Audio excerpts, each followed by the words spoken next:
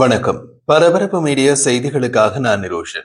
Ukraine ராணுவ உளவுத்துறை இன்று செவ்வாய்க்கிழமை நடத்திய அதிகாலை ஆளில்லா விமான தாக்குதல்கள் ரஷ்யாவால் 2014ஆம் ஆண்டு ஆக்கிரமிக்கப்பட்டு கிரிமியாவில் உள்ள ரஷ்யாவின் ஒரு முக்கிய விமான தளத்தில் ஒரு Su-30SM போர் விமானத்தை முழுமையாக அழித்து வேறு பல விமானங்களை சேதப்படுத்தியுள்ளது. தைரியமாகவும் கவனமாகவும் செயல்படுத்தப்பட்ட ஒரு நடவடிக்கையில் உக்ரைன் ராணுவ உளவுத்துறை கருங்கடல் பகுதியில் ரஷ்ய விமான சக்திக்கு எதிராக மிக பெரும் அடியை கொடுத்துள்ளது.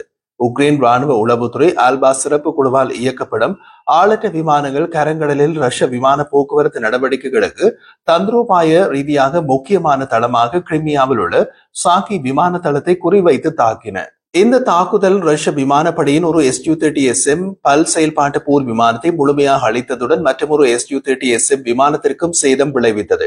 கூடுதலாக 3 Su-24 விமானங்களும் தாக்கப்பட்டன. இது ரஷ்ய விண்வெளி படைகளுக்கு குறிப்பிடத்தக்க செயற்பாட்டு பின்னடைவை ஏற்படுத்தியது. இரட்டை என்ஜின் கொண்டு Su-30SM விமானம் அதன் பல் செயற்பாட்டு திறனுக்கு பெயர் பெற்றது. இது சுமார் $50 மில்லியன் பெறுமதியான விமானம். இது ரஷ்யாவுக்கு ஏற்பட்டுள்ள பொருள் இழப்பின் அளவை காட்டுகின்றது. மற்ற விமானங்களுக்கு ஏற்பட்ட சேதங்கள் காரணமாக அவற்றை திருத்த முடியுமா, அப்படி முடிந்தால் அதற்கு எவ்வளவு செலவாகும் என்ற விவரங்கள் வெளியிடப்படவில்லை. அதே நேரத்தில் விமானங்களின் இழப்பையும் கடந்து உக்ரைனின் ஆளற்ற விமான தாக்குதல்கள் கிரிமியாவில் உள்ள ரஷ்ய விமானப்படையின் சாகி விமான தளத்தின் திறன்களை மையத்திலும் ஆழமாக தாக்கியது. இது விமான வெடிபொருட்கள் மற்றும் ஏவுகணைகளை சேமிக்க பயன்படுத்தப்படும் ஒரு வெடிமருந்து கிடங்கும் வெற்றிகரமாக தாக்கப்பட்டது. வெடிமருந்து கிடங்கு தாக்கப்பட்டதால் மிகப்பெரிய தொடர் வெடிப்பு சத்தங்கள் கேட்டதுடன் மிகப்பெரிய தீ பரவலும் ஏற்பட்டது. இந்த தாக்குதல்களால் சாகி விமான தளத்தின் ஒரு பகுதி தீயால் அழிக்கப்பட்டது. இந்த விமான தளம் அழிக்கப்படுவது கிரிமியா பிராந்தியத்தில் ரஷ்ய விமான நடவடிக்கைகளை பாதிக்கும். உக்ரைனின் தெற்கிலும் கருங்கடல் கடற்கரையின் தாக்குதல்களை நடத்தும் அல்லது வான்வழியை பாதுகாக்கும் ரஷ்யாவின் திறனை குறைக்கும். சாகி விமான தளம் நீண்ட காலமாக ரஷ்யாவின் மிக முக்கியமான முன்னணி தாக்குதல் விமானங்களை இயக்கும் விமான தளங்களில் ஒன்றாக இருந்து வருகின்றது. குறிப்பாக 2022ஆம் ஆண்டு முதல் உளவு மற்றும் தாக்குதல் விமானங்களை இயக்கம் ஒரு ஏவுதளமாக செயல்பட்டது. இன்று அதிகாலை நடந்த இந்த தாக்குதல் போர் முன்னணி வரிசைகளுக்கு பின்னால் அதிக மதிப்புள்ள ரஷ்ய ராணுவ உள்கட்டமைப்பை அதிக அளவில் குறிவைத்துள்ள உக்ரைனிய ஆளற்ற விமான தாக்குதல்களின் வளர்ந்து வரும் பட்டியலில் சேர்க்கின்றது. இந்த நடவடிக்கையில் பயன்படுத்தப்பட்ட ஆளற்ற விமானங்கள் ரஷ்யாவால் தற்காலிகமாக ஆக்கிரமிக்கப்பட்ட கிரிமியாவிலிருந்து தாக்குதல் நடவடிக்கைகளை மேற்கொள்ளும் ரஷ்யாவின் திறனை குறைப்பதற்கான ஒரு பெரிய அளவிலான ராணுவ நடவடிக்கையின் ஒரு பகுதி. இந்த தாக்குதலின் வெற்றி துல்லியம் மற்றும் ஒருங்கிணைப்புடன் ரஷ்யாவின் கட்டுப்பாட்டில் உள்ள பிரதேசத்தில் ஆழமாக தாக்கும் திறன் ராணுவ உளவுத்துறையின் விரிவடையும் திறனின் மற்றொரு அறிகுறியாகும். தாக்குதலின் நிதி மற்றும் குறியீட்டு செலவு குறிப்பிடத்தக்கது. பல மில்லியன் டாலர் மதிப்புள்ள ரஷ்ய விமானப்படை சொத்துக்கள் சில $1000 மதிப்புள்ள உக்ரைனிய ஆளற்ற விமானங்களால் தாக்கி அழிக்க முடிகின்றது. குறிப்பாக இந்த நேரத்தில் ரஷ்ய விமானப்படைக்கு போர் விமானங்களின் இழப்புகள் முக்கிய தளவாட சிக்கல்களை ஏற்படுத்தும். ஒரு நவீன போர் ஜெட் விமானத்தின் இழப்பு அதை துரிதமாக மாற்றீடு செய்ய முடியாத ரஷ்யாவின் தற்போதைய நிலைக்கு ஒரு அடியாகும். ரஷ்யா மீது விதிக்கப்பட்ட தடைகள் மற்றும் போர்க்கள இழப்புகள் விமானங்கள் போன்ற உயர்நிலை உபகரணங்களை மாற்றீடு செய்ய திறனை குறைக்கின்றன. இந்த தாக்குதல் ரஷ்யாவின் விமானப்படையின் விமானத்தள வான் பாதுகாப்பு குறித்தும் கேள்விகளை எழுப்புகின்றது. குறிப்பாக முன்னர் பாதுகாப்பானதாக கருதப்பட்ட சாகி விமான தளத்தினை உக்ரைனிய ஆளற்ற விமானங்களால் குறிவைக்க முடிவது ரஷ்ய விமானப்படையின் பெருமதிமிக்க ராணுவ சொத்துக்களுக்கு ஏற்பட்டுள்ள அபாயத்தை காட்டுகின்றது. போர் தொடங்கி நீண்ட காலமாக உக்ரைன் கிரிமியாவில் பல தாக்குதல்களை நடத்திய போதிலும் சாகி விமான தளத்தை இதற்கு முன் தாக்க முடிந்ததில்லை. இந்த சமீபகால ஆளற்ற விமான தாக்குதல் உக்ரைனின் சமச்சீரற்ற போர் உக்தியில் ஒரு முக்கிய மாற்றத்தை காட்டுகின்றது. போர் முன்வரிசையில் மட்டுமே கவனம் செலுத்துவதற்கு பதிலாக உக்ரைனிய படைகள் ரஷ்யாவின் செயற்பாட்டு ஆழம், அதன் தளவாடங்கள், கட்டளை மையங்கள் மற்றும் உயர் மதிப்புள்ள உபகரணங்களை அதிக அளவிலே குறிவைக்கின்றன. இவை காலப்போக்கில் ரஷ்ய படையெடுப்பாளரின் போர் புரியும் திறனை குறைக்கும் நோக்கில் செய்யப்படுகின்றன. இங்குள்ள மற்றொரு விஷயம், விமானங்கள் சுலபமான இலக்குகளாக உள்ளன. அதற்கு காரணம் விமானங்கள் எரிபொருள் நிரப்பப்பட்டு இருப்பதுதான். ஒரு விமானத்தில் எரிபொருள் கொள்கலன் அதன் இறக்கைகளில் உள்ளது. இறக்கைகள் துல்லியமாக தாக்கப்பட்டால் விமானத்தை அழிப்பது சுலபம். ரஷ்ய விமானப்படைக்கு அதன் Su-30SM விமானத்தின் இழப்பு கடந்த 4 மாதங்களில் இது 2வது முழுமையான இழப்பு.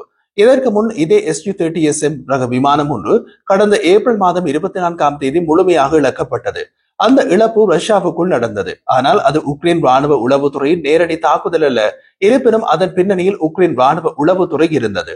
ரஷ்ய விமானப்படையின் ரோஸ்டோவ் ஆண்டான் விமான தளத்தில் Su-30SM விமானத்தை உள்நாட்டினர் அல்லது உள்ளூர் எதிர்ப்பாளர்கள் தீயிட்டு கொளுத்தினர்.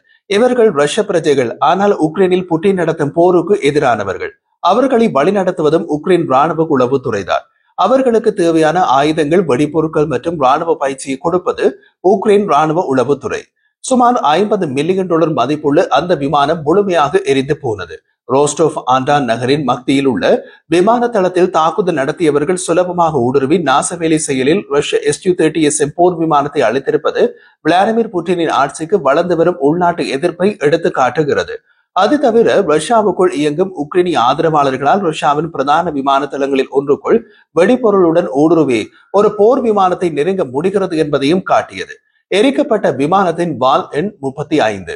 இன்று அதிகாலையில் ரஷ்ய இலக்குகள் மீது உக்ரைன் நடத்திய தாக்குதல்களில் ரஷ்ய ராணுவத்தின் TOS-1A டெர்மோபாரிக் பல்குலர் ராக்கெட் ஏவிய அமைப்பு ஒன்று முழுமையாக அளிக்கப்பட்டுள்ளது.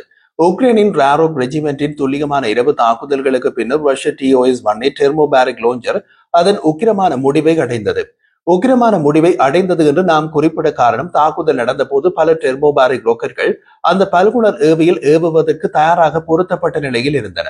அனைத்தும் லாஞ்சரிலேயே வெடித்து சிதறியது. அதனை இயக்கும் ரஷ்ய துருப்புகள் அந்த வெடிப்பில் கொல்லப்பட்டனர். டெர்மோபாரிக் ஆயுதம் என்பது அதீத வெப்பம் மற்றும் அதீத அமுக்கத்தை ஏற்படுத்தும் ஆயுதம். வழக்கமான வெடிப்பொருட்களுடன் ஒப்பிடும் போது டெர்மோபாரிக் வெடிப்புகள் நீடித்த உயர் வெப்பநிலையையும் நீண்டகால அதிகப்படியான அமுக்கத்தையும் உருவாக்குகின்றன. அதற்கு காரணம், வெடிப்பு ஏற்பட்டவுடன் சுற்றியுள்ள பகுதியில் காற்றில் உள்ள ஆக்சிஜனை உறிஞ்சுவதன் மூலம் அதீத வெப்பம் மற்றும் அதீத அமுக்கத்தை உருவாக்கும். இது கூடுதல் சேதத்தை ஏற்படுத்தும். இந்த அரிய தாக்குதல் ரஷ்ய ஆயுத களஞ்சியத்தில் மிகவும் அஞ்சப்படும் ஆனால் அரிதாக பயன்படுத்தப்படும் டெர்மோபாரிக் ஆயுதங்களில் ஒன்றை குறிவைத்தது. TOS-1A ஆயுதத்தின் வரையறுக்கப்பட்ட வரம்பு சில கிலோமீட்டர்கள் மட்டுமே இருப்பதால் இந்த அமைப்பு செயலிலுள்ள போர் மண்டலங்களுக்கு அருகில் அரிதாகவே பயன்படுத்தப்படுகிறது.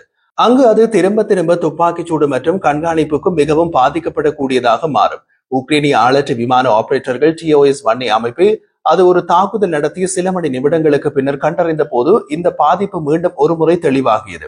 அதன் வெப்பம் மற்றும் காட்சி கையொப்பத்தை ஆளற்ற விமானங்களால் கண்டறிந்து கண்காணிக்க இந்த அமைப்பை அதை இயக்கியவர்கள் நீண்ட நேரம் ஒரே இடத்தில் வைத்து இயக்கியுள்ளார்கள். தாக்குதலில் முதலில் ஈடுபட்டது ஒரு FPV ஆளற்ற விமானம். இது TOS-1A அமைப்பை தாக்கி அதன் இயக்கம் அல்லது பாதுகாப்பு அமைப்புகளை முடக்கியது. ஆரம்ப தாக்குதலை தொடர்ந்து உக்ரைனிய ஆளற்ற விமான ஆபரேட்டர்கள் வெடிக்கும் சுமைகளுடன் கூடிய வேம்பயர் ஆளற்ற விமானங்களை இலக்கை நோக்கி அனுப்பினார்கள். இந்த ஆளற்ற விமானங்களில் இருந்து துல்லியமாக வீசப்பட்ட வெடிப்பொருட்கள் அழிவை நிறைவு செய்தன. TOS-1A அமைப்பை அதீத வெப்பத்தால் எரிந்து உருகிய உலோக குப்பைகளாக மாற்றின. TOS-1A அமைப்பை நீக்குவது ஒரு தந்திரோபாய மற்றும் உளவியல் வெற்றி. இந்த அமைப்புகள் பெரும்பாலும் ரஷ்யாவால் உக்ரைனிய முன்னணி படைப்பிரிவுகளையும் பொதுமக்களையும் பயமுறுத்துவதற்கு பயன்படுத்தப்படுகின்றன.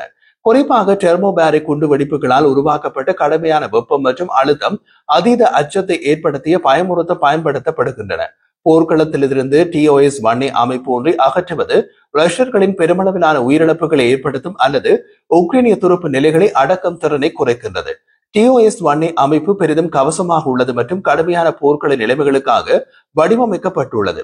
ஆனால் அழிக்க முடியாதது அல்ல. அழிப்பதற்கு ஒரே வரி லாஞ்சரில் பல ராக்கெட்கள் லோட் செய்யப்பட்ட நிலையில் தாக்கி TOS-1A அமைப்பில் உள்ள ராக்கெட்களையே வெடிக்க செய்வதுதான். அதைத்தான் செய்துள்ளது உக்ரைனிய ராணுவம். TOS-1A அமைப்பு போர் முன்னரனுக்கு அருகாமையில் இருப்பது மற்றும் வரையறுக்கப்பட்ட தாக்குதல் வரம்பை நம்பியிருப்பது அதை அம்பலப்படுத்துகிறது. உக்ரைனிய ஆளற்ற விமான ஆபரேட்டர்கள் வளர்ந்து வரும் துல்லியம் மற்றும் ஒருங்கிணைப்பு இந்த ரக ஆயுதங்களுக்கு ஒரு பலவீனத்தை ஏற்படுத்துகிறது. உக்ரைனிய ஆளற்ற விமான செயற்பாடுகளின் வளர்ந்து வரும் நெகிழ்வுத்தன்மை இந்த சோவியத் கால ஆயுதங்களின் மரணத்தை சுலபமாக்குகிறது. ஆளற்ற விமான தந்திரோபாயங்கள் நிகழ்நேர ஈடுபாட்டையும் இலக்குகளின் இருப்பிடத்தையும் உறுதிப்படுத்துவதையும் அனுமதிக்கின்றன. இல்லையெனில் ஆபத்தானது அல்லது மெதுவான தரை அடிப்படையிலான தாக்குதல்களால் இது போன்ற ஆயுதங்களை அளிக்க முடியாது. சோவியத் நாட்களில் இந்த ஆயுதங்கள் தயாரிக்கப்பட்ட காலத்தில் தற்போது உள்ளது போன்ற ஆளற்ற விமான தாக்குதல்கள் கிடையாது. அதனால் அவை அப்படி வடிவமைக்கப்பட்டன. இந்த தாக்குதலில் TOS-1A அமைப்பை இயக்கும் 6 ரஷ்ய ராணுவ குழு உறுப்பினர்களும் கொல்லப்பட்டனர்.